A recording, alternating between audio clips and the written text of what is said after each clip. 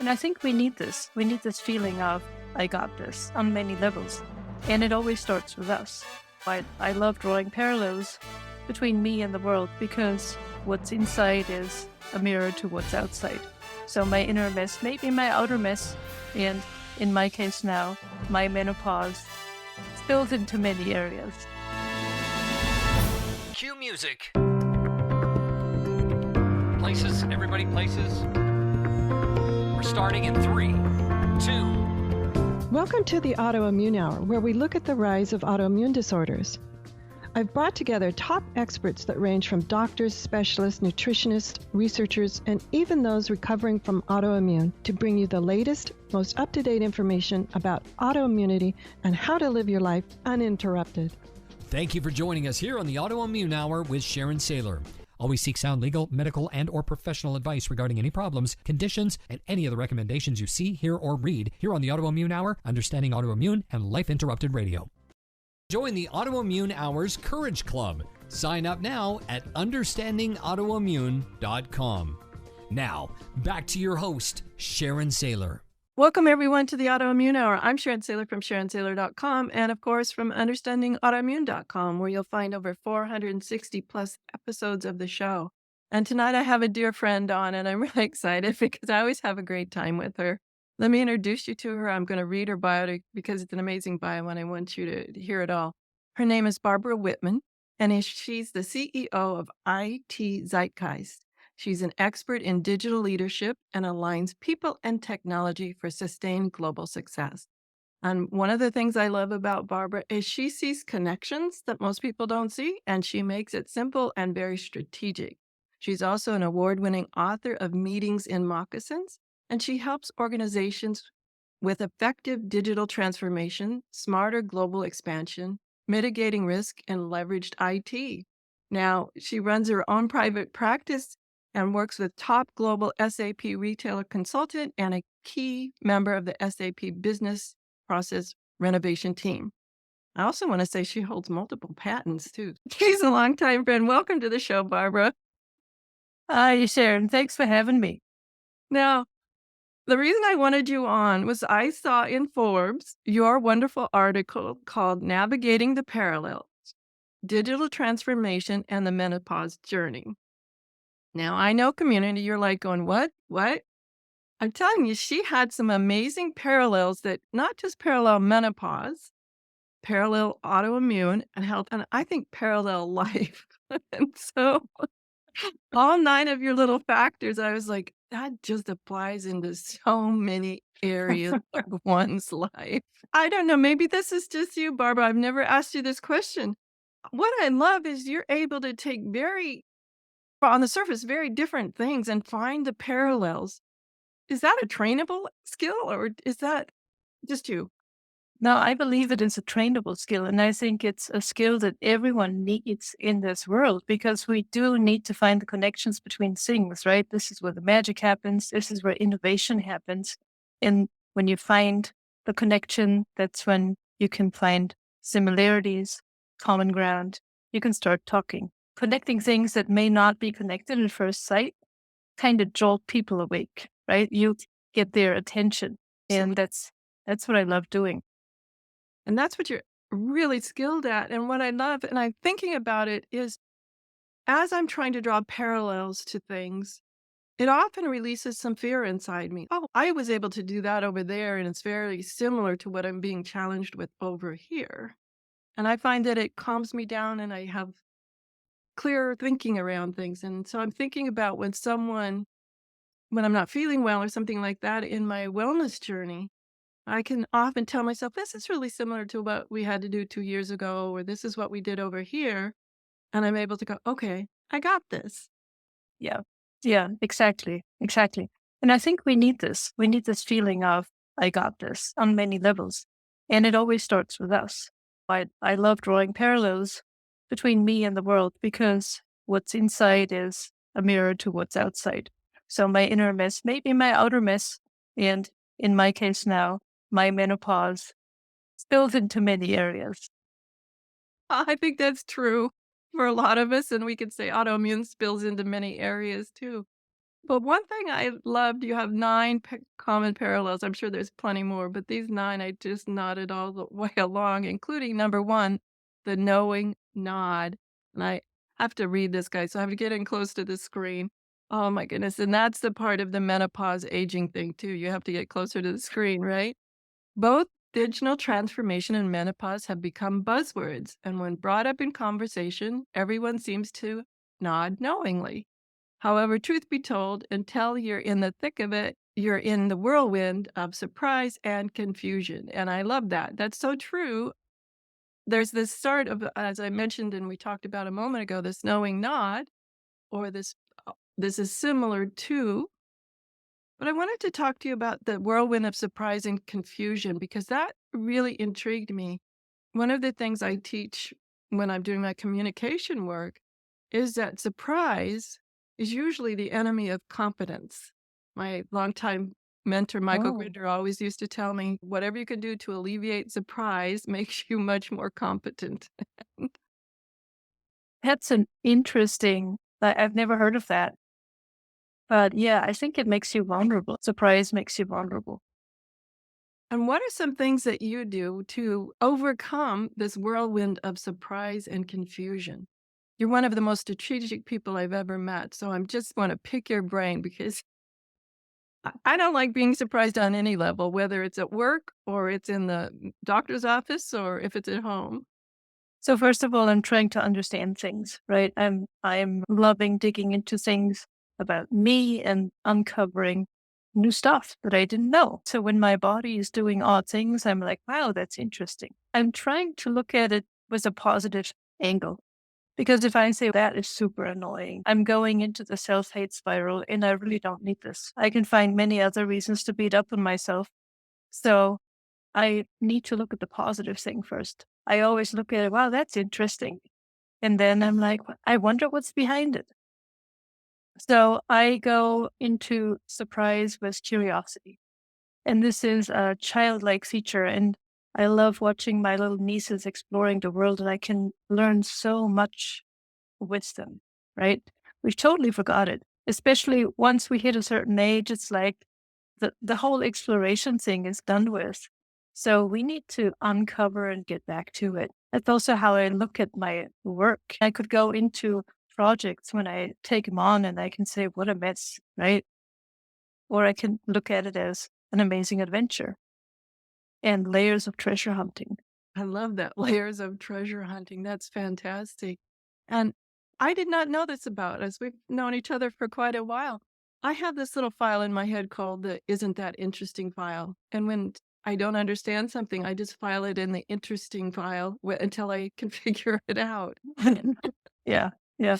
And I also have to say, the knowing nod is one thing, but it gets even worse, especially with this whole term of menopause or other buzzwords. People sweet talk it. I don't know what it is about selective memory. It's either like you're going to get through it, right? Suck it up. Yay. Or they say, oh, it wasn't an issue with me. Never. I hear that with autoimmune too, especially if from medical professionals who may think they're experts in it but have never lived it. A lot of this, oh, it's not that bad, or the side effects are not that bad, and you come back later and lost all your hair or something. It's Yeah. like, let me choose my side effect. Yeah. So yeah, I think that knowing nod is interesting to me. Is it a real knowing nod, and you as you begin to know someone, you go, yeah, they really get it, or is it just a nicety where someone just brush off? It's covering up because a lot of people would be like, boy, I don't get it. Can you explain it to me? We don't really have the safe spaces to do that because usually you are coming across these words what in casual conversations or in other situations where I don't know if I can ask that. Maybe I'm going to look totally stupid here. And I'm thinking of certain topics, especially around wellness being menopause included. There are lots of places where I just don't feel it's something to bring up. They might see a little sweat rolling down my brow and give me the knowing nod if they're a woman of a similar age. However, Yes. it's not really brought up like, shall we go for a walk out on the balcony to cool off or something like that. It's interesting how there's this knowing nod, but not a deeper recognition or a deeper connection of, do you need help? Are you okay? Will you be okay or whatever? And I really get cranky when people try to tell me how their journey was, oh, it's no big deal, whether it's menopause or autoimmune or pregnancy or whatever it is. You get these people like, oh, I sailed through it. Or the other side is the absolute horror stories where they tell you that it was a decade of no sleep and constant sweat. And I was in a meeting this week and a group of people, this one guy comes in and he says, "Hey, I just want to give you a heads up. I'm just getting over a really bad cold. I'm totally exhausted. If I'm acting cranky, that's why." And I'm like, "That's my cue." I'm like, "Hey, just want to give you a heads up. I'm in menopause. If I'm acting cranky, never mind." I can see you doing that. Like I said, we go way back. I get, in fact, I actually had to start the beginning of the show over. She had me laughing so hard, but go ahead. I'm starting to play with it. It's fun. And it's a journey. It's wow, what am I now? Am I like just crawling up on the hill? Am I over the hill? Am I like going towards sunset? Where am I? So it's an entire exploration piece. And it's really cool. And there's also an opening into, man, I am now like at the stage of I could become the wise one. I can also take a turn on this and I can become somebody that is more in the mentor function, that actually is a role model to people. You're already a role model to many people, but yeah, you could take that mantle Thank on. you. You're well experienced with the concept of it. Yeah. So I want to make sure that we've got enough time because I could talk about one of these. And I want to cover them all. And so number 2 is no one size fits all approaches. And I love that because I think that's so true in any of our medical care, not just our digital transformation or our menopause journey. However, I've noticed that many medical professionals are all or nothing. You take this medication, do it my way or the highway kind of approach, and that's not how any of us are wired. Absolutely. And it's the bucketized thinking, right? It's got to be a cure somewhere. Okay. I need to dip into this and I can give you this and then we're all cool. And everybody's different. And I'm also very critical about in my professional life, the standard consulting approach, because it doesn't fit always, right? I cannot pull out the magic thing and shake my snow globe and say, whoa, now it's all going to be peachy. That's what people want, but it never works. It's the same when it's about my body. Yes, I can look for the external support, but I cannot demand a solution, a single point solution, right? It's always about I have to do the work too. I cannot just go to a doctor and hold out my hand and say, "Give me something." It's got to be a fix. Give me the pill, the one thing that fix it, and it's not there. It's a combination of behavior change. I got to do my part. Of course, I want to consult with a doctor and check certain things, but maybe there's homeopathic things. And it's a combination thing. What works for me may not work for somebody else. I also want to throw in trusting your gut. I know you Yeah, do believe in that as well. It's okay, just trusting that little part of you going, something doesn't feel quite right, or something isn't, there's just something that isn't gelling with me, that so I need to explore over there to see what that's about. and it's also about breaking up my patterns of thought. If I have believed all my life that only the doctor can help me or only this is going to do me good, that all needs to be challenged. So I need to be willing to look at it from all different angles. If you had asked me several years ago, I would have said I would rather drop dead before I would cut out my coffee in the morning or my beer. Hey, I'm from Bavaria. What do you expect? It's like it's pulling part of my identity away. But at this part in my life, it is not gelling well with my body anymore. I have to change my patterns and behaviors and also my attitude. That's a good point, and that's not always easy. Sometimes I get this evil little twin on my shoulder that tries to lure me back into the other ways, the sugar pathway or the mine is not coffee, mine is tea, lures me back into those sorts of things. And which oddly, this to me corresponds with number 3, which is the infinite learning curve. I love that. Mhm. And the older I get, I'm finding that more of my friends are like not wanting to explore the infinite learning curve anymore. They're pretty set. Okay, I'm good here. And what I'm noticing is I'm s- I'm more and more intrigued by this infinite learning curve the closer I get to the end of the line. And I think that is so important because that's what makes us stuck as people, as society, as a world, because everything around us is moving and evolving. In nature, there's only two things. You either grow or you die. Which you pick, there is no in between. And we always, as people, think there is an in between, right? We want No. an in between at least. Yeah. Well, one sounds like work and the other sounds like, yeah, no way, either or. But it's true that in nature, you either grow or you die. I do for humans want to put in there's some play in there. There's some subcategories in there. It's not as black and white as that. Now, this one is really important to me, and the correspondence I see with it in the autoimmune. This happened early on when I heard the word dermatomyositis, which is one of my diagnoses. I didn't know what the word meant. And number 4, you wrote overwhelmed by data.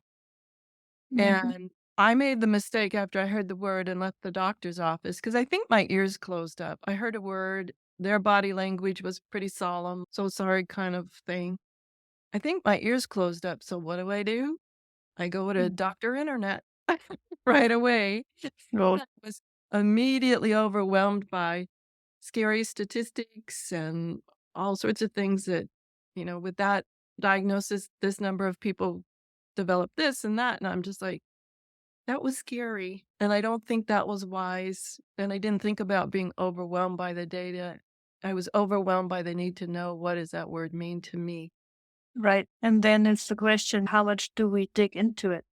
And Dr. Google is a fun companion, but boy, if you are in a shaky spot and you're vulnerable as it is, not really helping. So it's about being selective, right? What is the data I'm filtering out and what is really supporting me? Because otherwise it can be crushing. Typing in menopause, all sorts of things come up that you have brain fog and you read about people that could not work and function anymore. It's oh my God. No, I know it's similar to many things where all of a sudden the worst horror stories come up, or the worst sort of what I'll call fairyland stories come up too, which maybe if you're lucky that you don't have any experience whatsoever and you breeze through it, great for you, but that's not how the majority of the people on the bell curve go through it. And also on the other side of the bell curve, maybe you've had the most horrendous and check off all of the symptoms on every checkbox. That's not how it is for most people either. Yet, when I was reading about my autoimmune condition, I immediately was drawn, I think, somehow, fell into those worst data points, those worst Mhm. horror stories. Oh my gosh. And it really took a while to sort that all out and to come back to who I truly am. And I think I'm truly an optimistic person. And I'm also someone who takes charge of my own health, my own life. And sometimes it's easy to get thrown off course by this number 4, overwhelmed by data, because I started questioning maybe they're right. Mm, I didn't want them to be right, and that's not who my true nature is. But that did it. That little evil twin on my shoulder popped up and said, they could be right. Correct. So data is a blessing and a curse at the same time, right? It can swallow you whole, or you come at it from a different angle and you learn how to ask the right questions. And then data can be absolutely beneficial, right? If you are coming in and asking Dr. Google about dietary changes to avoid menopause symptoms, then it actually is super helpful. Yeah, it's knowing the right question. But I think Yeah. that's true of all life. The better the question, the better the output, the better the outcome, the better the knowledge, the better the Yeah. question. This is fantastic. It just molds right into number 5, partial truths. And I found that oftentimes with partial truths, especially in a medical diagnosis, it's not like there was an untruth. That was more of a unknown. I don't know.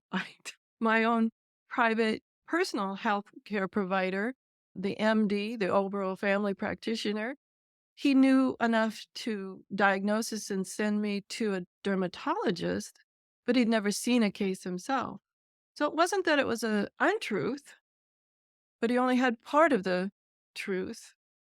And I found that part equally interesting of taking the way the black and white thinking of mine of it's either untrue or true. And then you feel a little bit handed off, right? It's, oh, wait, what? That's the person I trust. And we want to have the single point of truth. And in reality, it doesn't exist. So we still do have to do the legwork and fill in the gaps. It doesn't mean that people are not qualified or anything, but they do just have a certain angle of the truth to the problem, right? And it's on us to find all the pieces and then put it together. And then you can go back and you can ask different questions. Here we're back to the quality of the questions, aren't we, Barbara? Yeah. Because number 6 is a holistic approach. And one of those would be to get really skilled and at making what I love about Barbara is simple and strategic. Simple and strategic questions is a part of this holistic approach to how we transform our own lives or our own medical journeys. And I have to say, I'm coming from Europe, so we are super open to homeopathic remedies and all this. It's not as common over here in the US. And I would encourage people to look into that because, hey, women this all this time have gone through this. So, how did other people get through it? There's got to be some herb out there. So, I have tried several things and it's been fantastic. It's a little bit of a trial and error. It's also not I take one and then I'm cured, right? It's got to build up a little bit in your body. It takes a little bit of patience. So you can't just drop the ball along the way. And it needs a little bit of a mixing and matching to get the right thing. And that's been super helpful. And now I have found this new product that has like everything that I've taken in many pills in one mix. And that's pretty amazing. And with every step, it's, hey, there's another little red flag popping up in my head. Like I was a little apprehensive using that new pill that I found because of the name. It's called Happy Mammoth. And I'm like, I'm not a mammoth. Why would I take that? Yeah. No, I'm not going to be extinct, right? I'm not there. And long and behold, it was worth it because I am happy. And hell, maybe I am a mammoth. I'm fine with it. No. And I want to say right here, guys, I'm putting the asterisk there, that Barbara and I are neither doctors or anything, and this is for educational opinion only here on what has worked for us. But I agree with you. An exploration and holistic to me continues to be expansive in my wellness journey. It's not Yeah. a tight little circle. Whenever I see the word holistic, somehow it's always represented by a circle or something like that. And I'm not like that. We have to continue to expand where we are exploring. I'll give that a try. Or that one doesn't work for me, but that's engaging our own thing. That, and we're going back to number 1, that one size doesn't fit all. But Yeah. understanding that being open to trying numerous things is that holistic approach. And also mentioning that holistic also means that I need to look at what's going on inside of me. How do I view myself as a woman? And what is my self image? How do I view my body? Do I really love myself? So, holistic also means I got to do some digging. Absolutely. I see where you're going with that. And that's really important to understand, not just my version of that was the holistic about bringing in as many ways of healing as possible, but also taking the time to examine what does this change mean? I know I had a change in thinking who I was at first when someone all of a sudden gives you a possible deadly diagnosis. You start thinking about yourself different. And there's a lot of baggage around the word menopause as well, Mhm. and all these different words. And what are our preconceived notions about all of these different words? And what does it mean to us about us? And what did we grow up with? There's always a preconception of what was handed down to us, right? And do we need to redefine that and repurpose it into a more positive way? We need to take a quick commercial break, and when we come back, we'll talk to Barbara about the remaining, I think we have the remaining 3, and whatever else enters our mind. So we'll be right back. Welcome back, everyone, to the Autoimmune Hour. I'm here with the amazing Barbara Wittmann. We've been talking about how these 9 items she came up with also related to my journey in autoimmune healing. And we've been talking about the knowing nod. I really relate to that one. No one size fits all approach, the infinite learning curve, overwhelmed by data, partial truths, holistic approach. And when we had to change there for the quick commercial break, the number 7 we come back is embracing change. To me, menopause is a word that's charged with change. When I first heard the word, and Sharon, you're in perimenopause, I had a lot of stories behind that, a lot of metaphors I'd heard and made up or collected somehow. I had just a horrific idea of embracing the change that was happening was going to overwhelm me. That was my view of that. It's not really tainted with positive things, right? And we hear the word and it's all sorts of pictures are popping up in our head. But I think what we need to always remember is to piece these words apart. And one word is in there hidden that is lost, and that is the pause, right? If we pause and really embrace change, it is much easier instead of being resistant. So it really is an attitude thing. How do I look at it? It's inevitable, right? I cannot push back on it. I can, but then it's going to be very unpleasant because my body is going to fight me tooth and nail. Do I want that? So embracing change and really leaning into it with the prospect that on the other end, I may come out as maybe a little bit wiser, a little bit more mature, and maybe a better version of me. It's a pretty good outlook. That is, and I would take a word the way word maybe. I'm just gonna have that. I'm coming out the other side as a better version of me. How's that? Yeah, yeah. Thank you. See? Yes, absolutely. I had a question mark in there. No good. Yeah.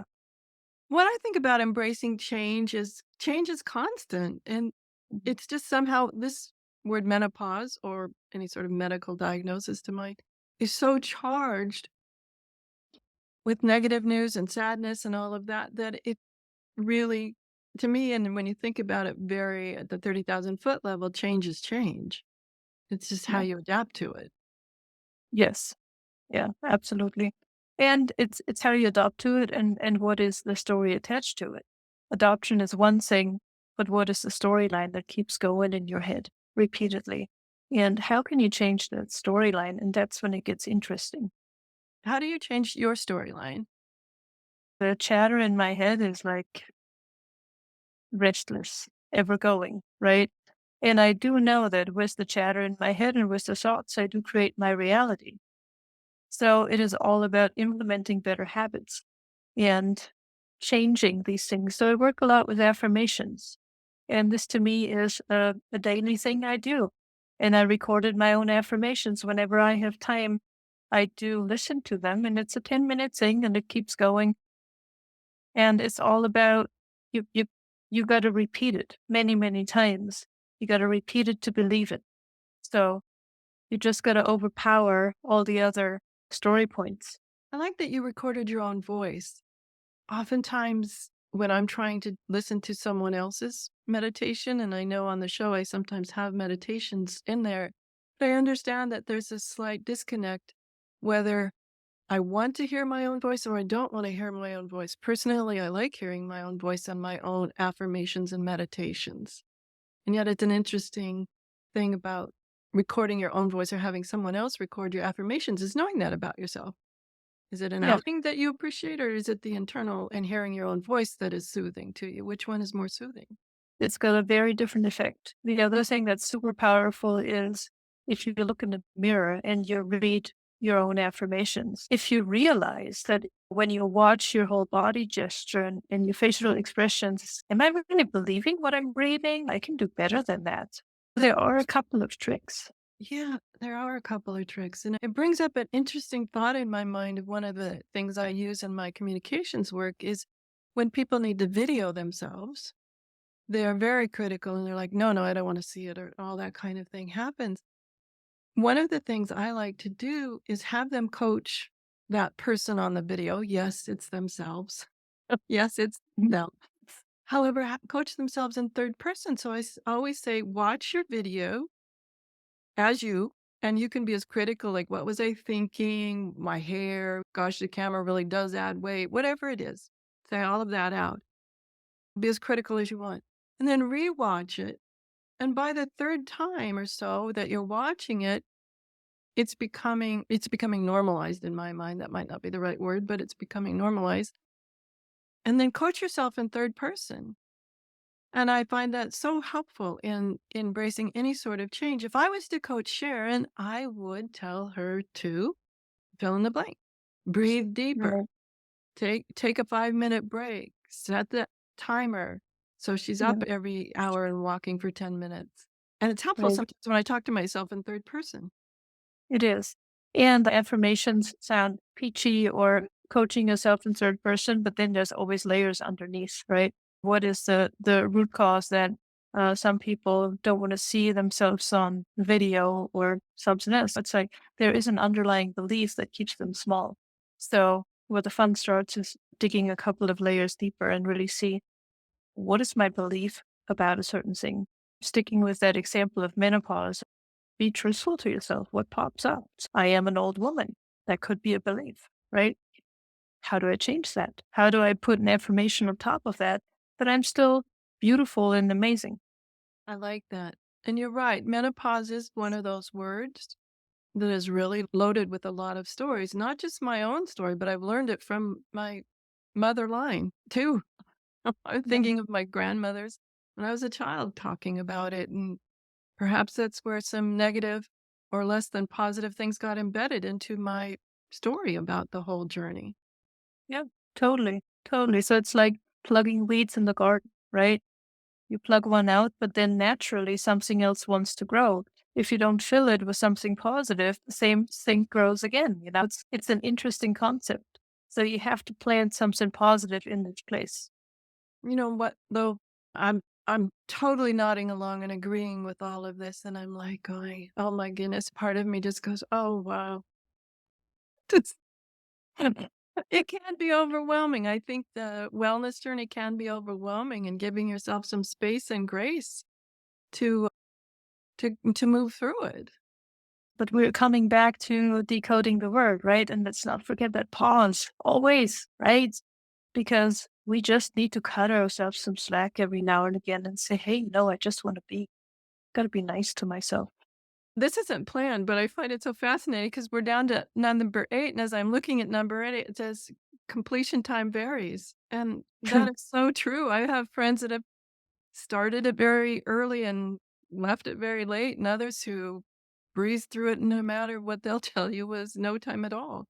To me, that is an ideal place to put that, giving yourself some space and grace to move through it. And again, I can compare myself with others all day long, like with anything in life. And I can be resentful and be jealous and whatnot to say, what? Why did this one do it in 1 year? And I'm still, what did I do? Bad karma or something that could totally mess up the entire journey. Or I could say, hey, I'm a unique human and I can do it in my own pace. I think we can say that about everything in our life too, and not Yeah. comparing ourselves. The older I get, the less I care about comparing myself. I know when I was younger, high school age, all of that, that's almost like a comparison party. But yeah, it's just, I don't really care anymore, which I don't know. Is that a sign of getting older? I just don't really care. I think that's a sign of feeling confident in who we are. And that is a fun side effect of accepting the aging journey and really embracing it. And yeah, what people don't realize, if you start comparing, you lose so much energy. It's if I keep looking left and right, it's draining. It is draining, and it's also a time waste because I'm like, if you come out of that, okay, I've just spent the last 10 minutes ruminating on left and right, and I could have been doing something fun for those 10 minutes. Time becomes more important as I've gone through the menopause journey. time has become more important. And I don't know if that's just seeing family members, the little ones grow, and all of those time changes, and me being able to go, oh gosh, I remember what it was like to be in first grade, sixth grade, graduating college. And my mind, a lot of parts of my mind don't have a time frame. It's almost as if I'm right there again, and which I find fascinating about the mind and how it relates to time.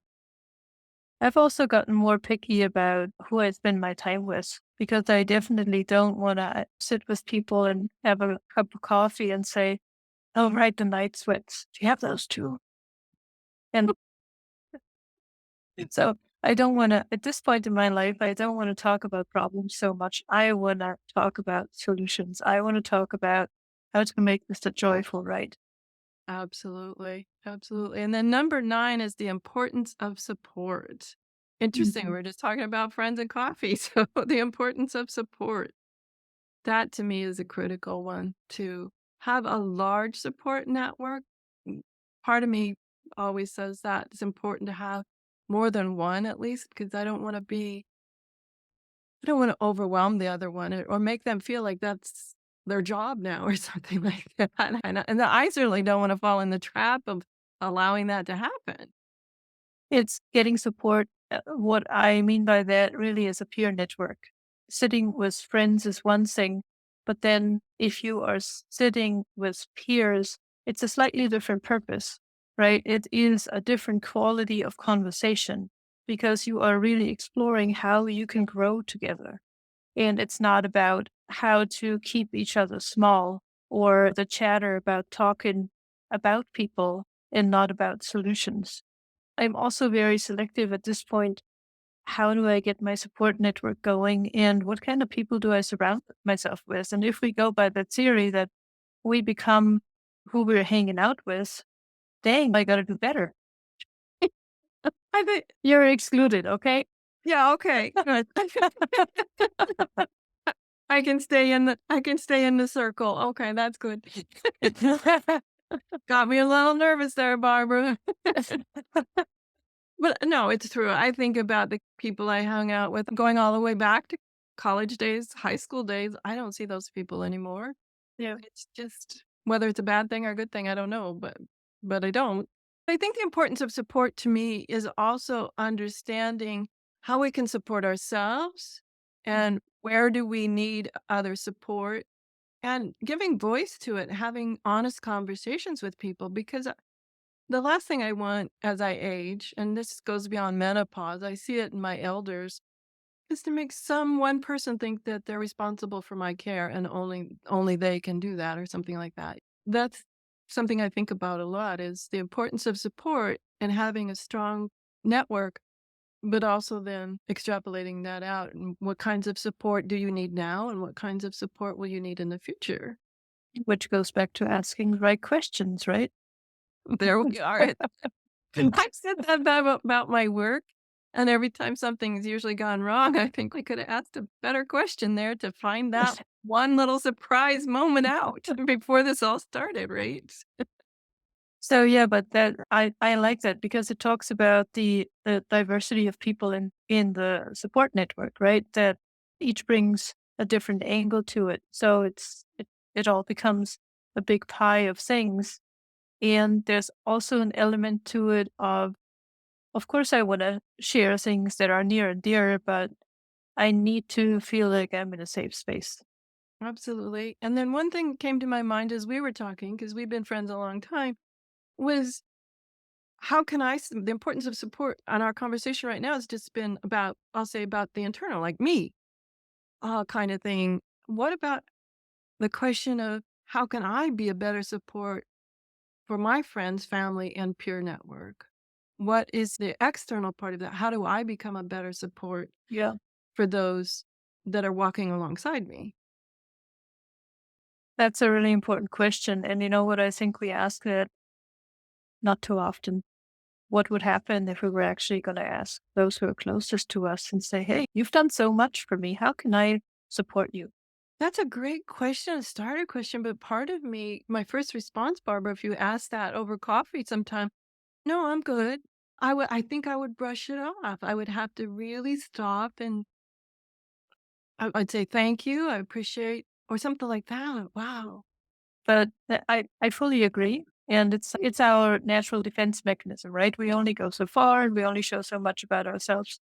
But I think it's also about creating the intentional space and really saying, hey, to a close group of people, let's meet once a month for the purpose of bringing what we need solving right now. And we can use the minds of the many to figure out a solution.